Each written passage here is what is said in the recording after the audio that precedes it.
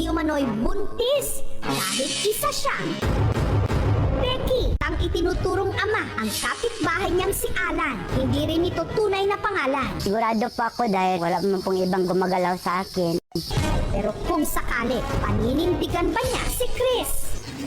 Paninindigan ko sir na ako yung ama ng bata.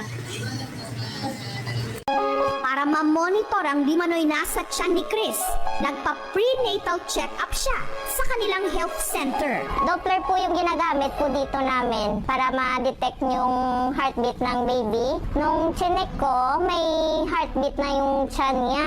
Nasa 120. Natutuwa po ako.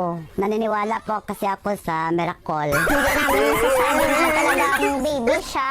Yung dapat niya pong gawin, i-refer ko siya sa OB-GYN para ma-confirm kung talagang baby ito yung laman ng tiyan niya. Hindi na po ako bumalik doon kasi wala na po akong pera. Hinintay ko na lang Gago! yung tamang oras or panahon kung ano man talaga ang nasa loob ng tiyan ko.